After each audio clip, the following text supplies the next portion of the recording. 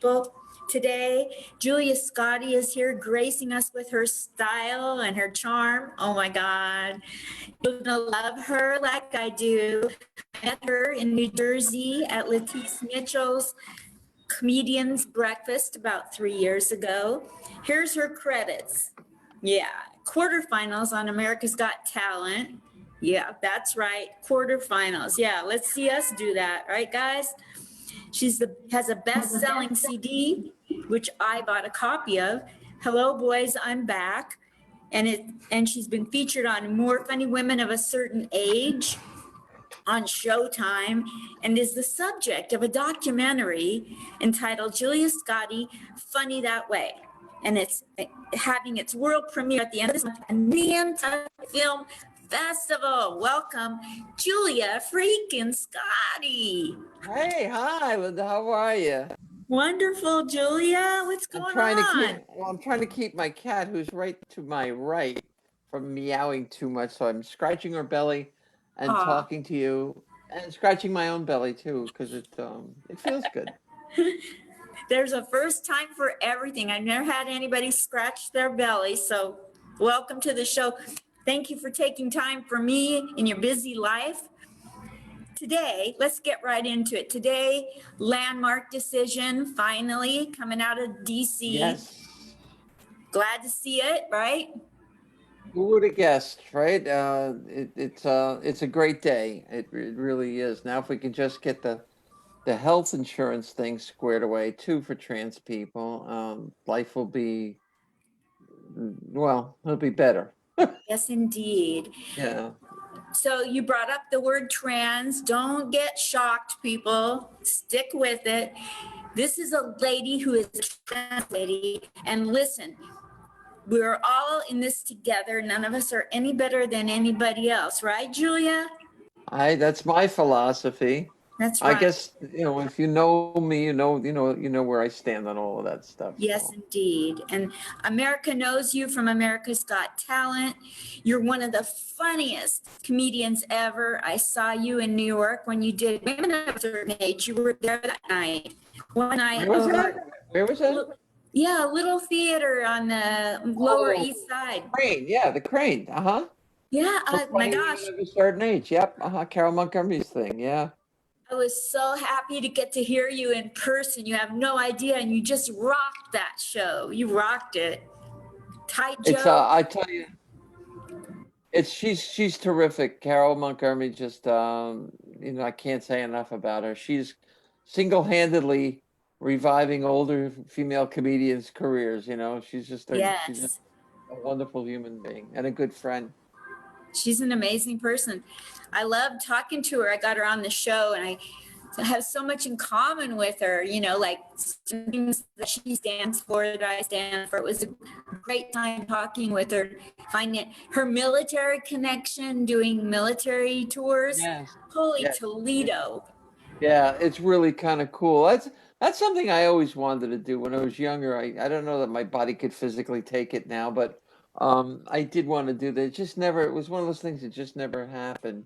I would love, but God bless her. She's an amazing human being. So, Yes. Well, if you like doing military comedy, if you get to Vegas, I'll take you up to Nellis Air Force Base, and we'll infiltrate the gate and get in there and make people laugh. Well, there you go. That sounds good. I haven't been to Vegas in, God, about 4 or 5 years. I worked at the Planet Hollywood when there was a comedy club there but then that was the one and only time. I don't know. Some places have eluded me in my career, and Vegas is one of them. And LA is one of them. I mean, I've been all over the country, and I've been to LA, but never really had a foothold in there, never tried, just never interested me. Yeah. Well, Stephen Cater, Kader, he opens up and hosts over at Planet Hollywood. Hit him up and tell him you want to give him a night off. Who is Cater? Steve Cater, Kader. When you come to Vegas, hit him up and tell him, listen, take the night off. I got this. Oh, well, I would want, I just would like to come out for a week or so and maybe work one of the comedy clubs out there. And then, once everything's back to normal, Hopefully that'll Yes. happen. We had a tour planned, Carol, and a couple of us from Funny Women, and we've had to postpone it because of this whole thing. So hopefully in the latter part of this year, we were supposed to go to Dallas. We were supposed to do a couple other places, but you know, What's it like getting to know Fran Drescher? she wasn't on the show that I was on. She was on the first one, and I was on more Funny Women of a Certain Age, the second one. Um, she actually, I was supposed to have been on the Fran Drescher episode, but I wound up having heart surgery I just didn't right know. before. I had quadruple bypass about 3-4 weeks before the taping, and I couldn't do it, and it was heartbroken. I mean, I really was so upset. Not that I almost died. I just more Yeah. that I wanted to do this show. And Carol, God bless her, she said, if there's a second Funny Women, she goes, you are definitely on the show. And sure enough, she was true to her word. And so the one I was on had Tammy Pescatelli, Caroline Ray, Okay. Carol Leifer, and I'm leaving a couple of people out, I think so, but it was fun. It was fun. It was fun. Yes. Um, Digging back in your history, I know that you were a close friend of Mr. Meany, Mm. Kevin Meany. Have I got the first name right? And I have heard, no wonder you're so nice because his reputation is he talks to everybody. He doesn't think he's above it. He never did. Kevin was one of those people. I'll tell you how Kevin and I hooked up again when I came back to comedy. I had met him years and years ago, like maybe in the '80s when I first started, and we only worked a couple of gigs together, so we weren't really friendly. And when I came back, we were working in Delaware, and I said to him, "Do you remember me? We worked at Jimmy's Comedy." "Oh, sure, I remember you." Blah blah blah blah. You have no idea who I am. He goes, "Nope." And that was the start of a beautiful friendship. And what happened was, his coming out story was so dramatic, and mine was too. And I said to him, why don't we tour with this thing? I mean, I think we got something here. And as the gigs we did together, we got closer and closer. And I absolutely adored him. And I miss him still. I miss him all the time. He just was one of a kind. Yeah. So, as a tribute to him, I wanted to let people who don't know him look up his Kevin Meany on YouTube, and his daughter Kate. She's Hmm. she's a Facebook friend. She's just delightful. Yeah. She's appeared at And conferences. funny. You're funny, And funny, funny too. Yeah. and she's going into acting. I just seen she's young and beautiful and talented, and she's just like Kevin had to have been. She Who was I've the never. light of his life. He just lit up when he talked about her. And yeah, he's missed. It's gonna be, what is it, 4 years this year? October Uh, 22nd, I think. yeah. Yeah. He Well, never needed to practice. She said he just could get up there and wing it. He didn't have to make it look easy. I guess he he was the hardest working person I've ever seen before. Not long before he passed, we did a show at the Bucks County Playhouse in New Hope, Pennsylvania. And he came off stage and he was dripping wet. I mean, just from his closing bit, and I was worried about him because I said, you're sweating an awful lot, man. Because I know you worked hard, but boy, and he didn't seem to think anything was wrong. And what are you gonna do? What are you gonna do? But what are you gonna do? yep, What we is just lost another comic, Jeff Parami, last couple of weeks ago. yeah, Philadelphia area guy and beloved. sorry. Yeah, thanks. What age was he? I think he was 62. Oh, Young guy. But this business, it's not the healthiest place for Right. for people to be in. Julie, I would love to know what made you decide to go, yeah, I'm going to give up my entire freedom and go make people laugh. I don't want nothing but comedy. What The made you? first time? The first Yeah, time? yeah. I had always, from the time I was a kid, wanted to be a comedian. It was a calling for me. It was, it's like some people know they want to be nuns or priests, and it was that strong. And I was a musician before that. I was a drummer, and never thinking that I could be a comedian. I didn't know how, one went about doing that. And Yeah. I managed to. I did an open mic show in Jersey one day. It was at a Chinese restaurant, and it was I wrote like 5 minutes of material, and I got laughs. That was all she wrote. And from that point on, that's just all I want to be now. Exactly. What's the most favorite thing that has ever happened to you in your comedy life? It's probably going to be AGT, but maybe not. Well, that's a good question. Uh, there are a couple of things. The one that sticks out in my mind is my very first opening act job was with Lou Rawls. I don't know if you remember Lou Yes. Rawls, Yes. who I loved. I just Yes. adored his music, and so when I found out I had the gig, I was like, oh my God, Lou Rawls. Blah, blah, blah. So I went to the theater. It was a dinner theater, and there was two. The dressing rooms were at opposite ends of the theater, right? Mine was stage left, his was stage right, and he had a very deep, booming voice, and I was petrified. I didn't want to blow this thing, and so I walked down to say hello to him, and he couldn't have been nicer, and he must have sensed something was wrong. He goes, "What's the matter?" I go, "I got to tell you, I'm scared to death to open this. I've never done this before." He takes me, because come on, let's go for a walk. He takes me out behind the theater into the parking lot, and we're out there, and he goes, "Listen, you're here because somebody thought you were good enough to be here on this show." And he goes, "If that's the case, then you are." He goes, and he goes, "You just do your best, and everything will be fine." Well, I went out and I had a great set, but I owed it to, if it weren't for him being so kind, that might not have been the case. And I've kept that with me all these years. And whenever a new comic comes on the scene, it's I can sense their nerves. I tell them that story.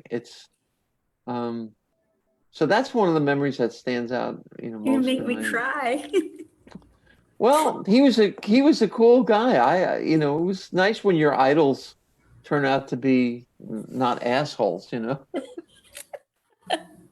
Oh my gosh. What's some of the funniest things you've ever experienced in front of an audience or in a comedy area, a show?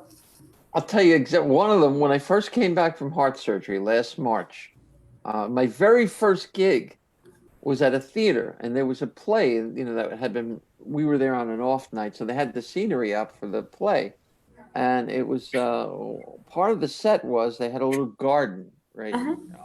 in actual dirt, fake plants, whatever. And I come out, and show's going great. I'm doing 45. I'm killing, right? I'm like maybe 60 seconds away from closing it out. Uh, my heel, there was a ledge between the stage and the dirt, right? And my heel slipped off the ledge, and I went ass over tea kettle, flat on my back. I hit the floor, right? Laying in this dirt like it was a grave. Now I had just come from almost dying, right? People are rushing the stage. This one guy leaning over me. He goes, "I'm a doctor. I'm a doctor," and I'm still talking, right? I got the mic in my hand, and I'm still doing my act. I'm trying to close out the show. And I'm like, I'm fine. I'm fine. Just help me up. They got me up, and the other two comics on the show, Kevin Hurley and Anita Wise, dying. I could see them in the wings. They're dying, laughing, right? And so that may have been one of the funniest things that's ever happened to me in show business. Yeah. What a Um, pro. On with the show. nothing stops. No, nothing stops the show. No. What are you looking forward to after the pandemic?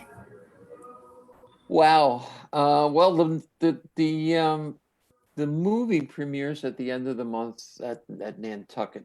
They had to cancel the live festivities, obviously. Yes. We're hoping to get into other film festivals where they actually do the screening. So I'm hoping to go on tour with that. Funny Women of a Certain Age. We have some concert dates coming up. I hope hold. I just want to get back to work. I Yes. really, God, I just miss work so much. Uh, so tell me about the film that's coming out, please. Well, the film is a documentary by the director's name is Susan Sandler, and she, in addition to being a professor, hold on, in addition to being a professor at NYU Film School, she's also a writer. She wrote the movie. I don't know if you remember the name, the movie Crossing Delancey. Oh, It was back in the 80s. So it was a really Amy Everything was well done, very famous movie. So, but she's written okay. plays and a number of other things. So she's the director, and she spent 5 years putting this thing together. And it's finally done. This is our first festival. The world premiere is the end of the month. If you're interested, it's good. I What's think it's Nantucket filmfestival.org, I think is the website. and what's the name of your movie and what's it about? Your film? It's called Julia Scotti Funny That Way. Oh And yeah. it's about me coming back to comedy after being away for all those years and reuniting with my children and I mean, you um, were in comedy, you left and you came back. I started in 1980. Oh, that's what you said. I missed Right. it. And I went to 2000. I put 20 years in. I took time off. I took about 10 years off to teach school and just transition and everything else. And I came back in 2011, I want to say, yeah. Thank you for your service. Oh, it's a labor of love, believe me. Oh, I'm telling you, right? Oh my gosh. In all those years, in those 3 decades, really, how many times did you want to just hang it up? Um, well, how many days are in the year? In the beginning, every single time. I used to drive home from New York. I live in Jersey still, but I'd leave the Improv or I'd leave one of these clubs and I just driving home, crying all the way home. And it's like, what am I doing? Why am I doing Exactly. this is masochistic, Uh, but you do it because you love it so much and you feel like somewhere on the other side of all of this Sturm und Drang that all this Michigas that there's light at the end of the tunnel. Yes. What city did you grow up in? I grew up right across the Hudson River, in a town called Fairview, which is right on the Palisades. It's right next to North Bergen, West New York area. That they're in. It's a few miles south of where Palisades Amusement Park was. I don't know if you remember that. Yeah. Yeah. I worked there several summers actually No as way. a kid. Yeah. What'd you do? Uh, first 2 years I worked. First year I worked in Kittyland running a ride. Second year I ran another ride, and then last year I guessed ages and weights. I was like a barker, like a carnival barker, and it was great fun because it was like I got to be. It was like early show business for me. I'd stand out there, and this big scale, and I'd go, How come not? on, check your age, guess your weight, come on, win a prize, and it was like something I always wanted to do. Um, that's what I did at Palisades Amusement Park. Did women get mad? They usually didn't ask for their weight to be guessed. They just their age. We got very few requests for weight. I was grateful for that. I was good with age though. You know, You're good at well, age? well, there was tells. If somebody showed up wearing a high school graduation ring, well, you knew. You know, I Yeah. had a 2 year window. I could make a mistake 2 years either way. So I had to come within 2 years. So you could guess, you know, if you were lucky when my eyes were better, you could see the year they graduated. So you knew they had to be 18 and Yes, that's so so cool. yeah. What are some other crazy jobs you've had along the way to your success? Oh God, I was a vinyl seat repair person. I I was a cab driver. I sold pianos and organs. In I worked in Oregon? no, I sold pianos and organs Got it. for Wurlitzer. Uh, I worked in a cinder block factory. I drove a bus. I've done a lot of things. I've done, I think it's so funny to hear celebs like yourself talking about back in the day, things you had oh, to do for money. you do whatever you had to do just to be able to get back on stage the next time, you know, just to buy a little bit more time. Just if I had a little bit more time, I could be famous, you know. And I wanted to mention that one time, I post so much crap on Facebook. If it comes in my head, it's on Facebook. And one day I posted a joke just because it came to my head and it was funny, but I didn't filter. And yeah, so Julia Scotti privately messaged me. You didn't call me out publicly for being an idiot. And you said you might want to think about who is the person that you're aiming the joke at because you're actually punching down. You don't want to do that. And like vaguely remember that. Yeah. I remember like it was yesterday. You did it in such a kind way that I didn't reject it because knowing me, I'd have rejected it if I didn't get treated just right. Right, And right. made it palatable. And that's how we should all enter into difficulties with each other. Do it in the right way. Always punch up. I mean, you know, the famous and powerful people can take it. You know, it's the, uh, you know, I mean, it's just a rule of thumb for me. There's Yes, no reason that if somebody doesn't have the wherewithal to fight back, then you know you're nothing more than a bully if you're picking on them. I mean, that's it's right. I definitely was and didn't even know it. It didn't even dawn on me. I well, just see, thought, that's different. funny. That's different. That wasn't done out of cruelty. I mean, I don't even remember what the joke was, but I vaguely remember until I didn't forgotten until you mentioned it. But Yeah, it's just, you know, it's just something we all should be kinder, I think, when it comes to that. Uh, yes. in fact, I've talked about this. I have uh, Bill Persky, who is a very famous comedy writer, wrote Dick Van Dyke Show with Sam Denoff for years. I was watching an interview with him, and I keep this on my wall now. The four things that he says makes good comedy is start with the truth, stay human, don't reach for ugly, and be vulnerable. And you know, don't reach for ugly certainly falls into that thing Yes. that so. Yes. Now when I write jokes, I have a filter, and I think Julia Scotti told me, like before, who is the butt of this joke? Is there a butt for the joke? Do I really need to have a butt for the joke? Really?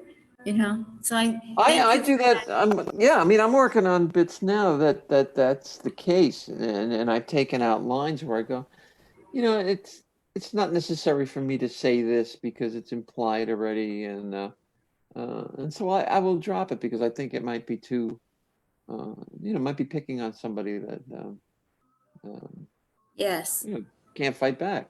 Uh, Exactly. I wish that, like we all like to think that, we're treating everybody the way we should. And then there are moments where you get taught a lesson and you have to be open to learn the lesson that you can do something better. mhm. That's what the whole country is dealing with right now. There's just a better way to deal with other people than what we've been doing. Well, we have as our job as comedians. I always say we're really like reporters. That's what we do. We look at the world and we report on albeit in a funny way, but we're making social commentary. We're sharing our opinions, you know, and hopefully you'll come along for the ride. But, um, And so it's a responsibility that I take really seriously when when I do my stand-up. AGT, they, if you remember correctly, my first appearance, I dropped the F-bomb. I was not going to do that. The producers said the audience will love it. And I was like, well, yeah, it's easy for you to say. You're going to be backstage. I'm going to be out in front of 13 million people dropping the F-bomb. And he said, trust me, it'll be okay.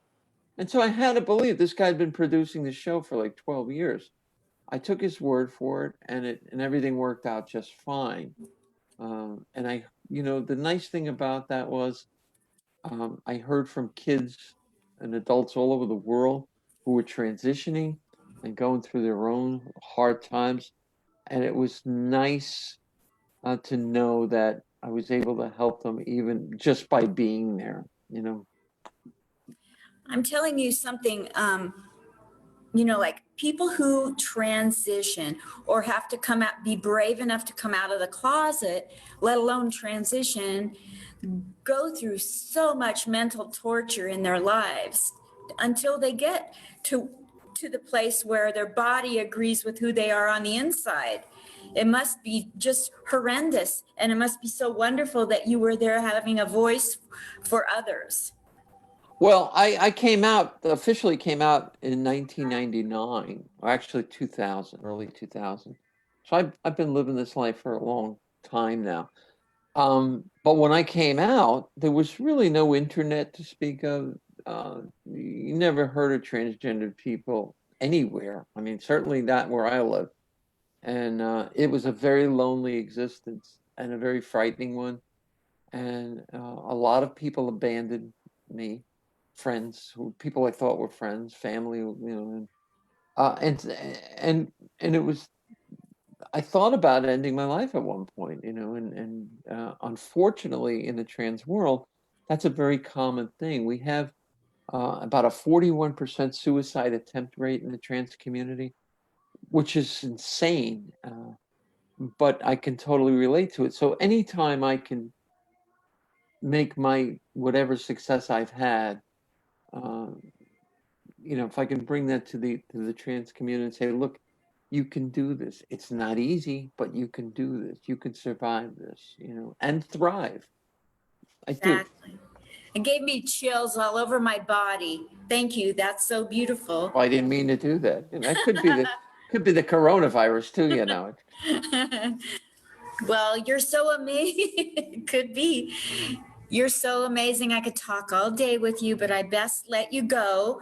And I can't thank you enough. Anytime, Julia, you're now a graduate of the Comic Spot.